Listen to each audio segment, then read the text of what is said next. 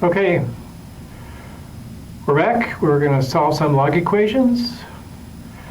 We're going to use the converting a log equation into an exponential equation as our method. If steps were taken to put the equation in that form,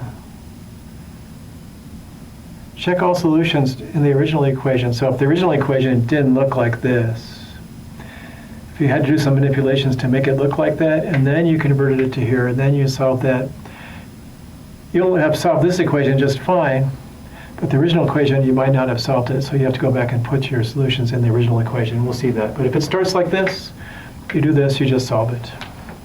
So our first example is one that starts exactly like that. It's the base 4 log of x plus 2 is 3. We write that in exponential form.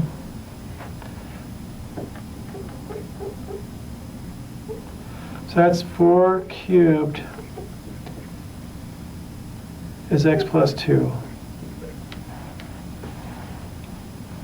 which is 64 is x plus 2. So x is 62. Okay, pretty straightforward. Over here, that's a 9. Yeah, over here, the original equation is not in that form, but we can use the operations of log of a product of sum of the logs. We can use the properties of logs to make it look like this. So we'll combine those two logs into one. Log of x times x minus 9 equals 1. So that combination, we might have x's that work here, but they don't work here, because maybe they're both negative. Or maybe both negative, so the product's positive. Log of a positive thing is just fine. But then up here, you can't take log of the two negative things that multiply to being positive. That's what can go wrong.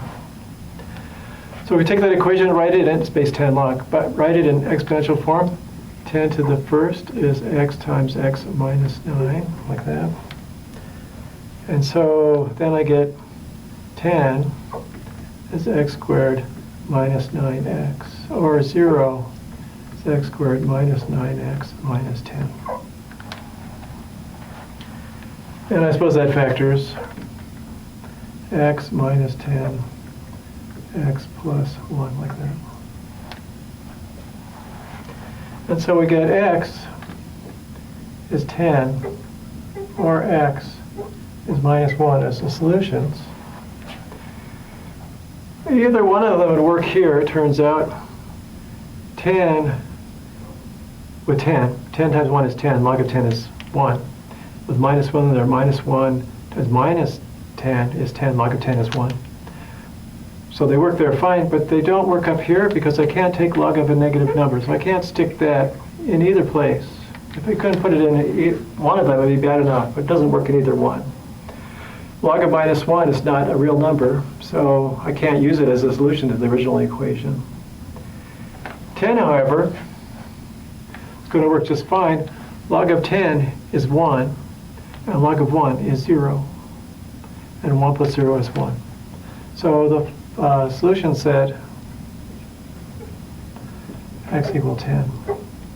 The other proposed solutions, x equals minus 1, doesn't solve the original equation.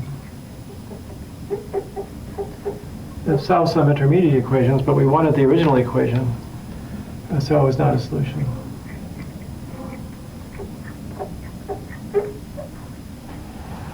So there we go. There's the process of solving log equations by converting them to exponential form. Sometimes you have some combining that has to happen before you can write them in exponential form. If that combine things in a way to make it possible that x's that don't work here, then you might be in trouble. So when you get your final answers, you got to check to make sure they make sense in the original equation. All right. That takes care of solving log equations. I'll be back in a minute with more log stuff.